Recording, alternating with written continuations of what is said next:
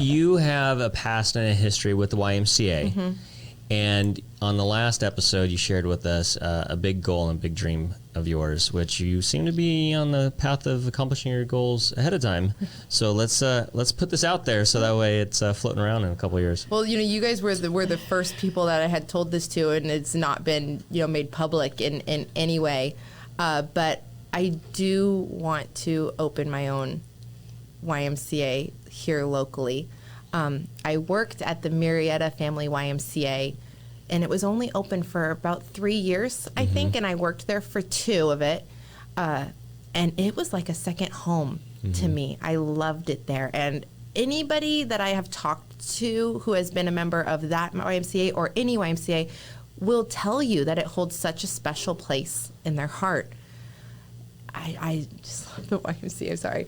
But when it shut down, I felt like a piece of me was kind of taken away, and a lot of the people there felt the same. I think that our community deserves it. So I thought when it first shut down that I was going to open my own YMCA. And I started to tell my coworkers and some friends, like, this YMCA is closing, but I'll open my own one day. And they all said, yeah, like when you win the lottery, and at first I was like, yeah, that is a pretty huge goal. It feels really impossible, like, haha, when I win the lottery. And I kind of like put it back there, like I'll never really accomplish it. But I think getting into real estate and setting goals and accomplishing them, no matter how big or small, has made it clear to me that even though this goal feels outrageous, I think I can do it. And in fact, I know I can do it. I know it'll take time and I know it'll take a lot of work, but I know I can accomplish this. And I can bring a YMCA here to the Marietta Valley. That's huge. And we're going to hold you accountable. Yeah, do it, please, because I really want this to happen. And now it's out there. Everybody knows. Yeah. I want to build the most amazing YMCA. I've thought about this, okay? The YMCA here in Marietta was I think, the smallest facility in the YMCA history. It was just a little gym. It didn't have the youth sports. It didn't have the pool. It didn't have a lot of the accommodations that a regular or typical YMCA has. But I want our new YMCA, Lori's YMCA, to have like a banquet hall so people can host weddings at it. I want it to have a garden. I want it to have a pool with a slide. I mean, like the most epic thing ever.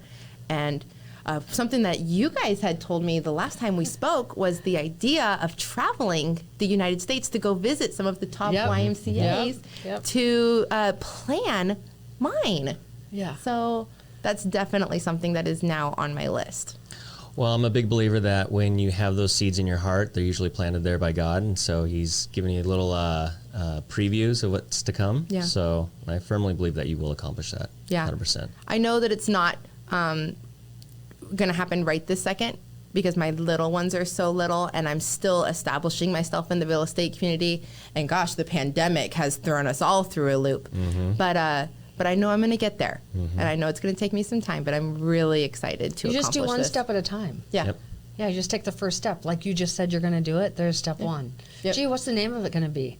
YMCA. There you go. Step 2, Miss Lori's YMCA.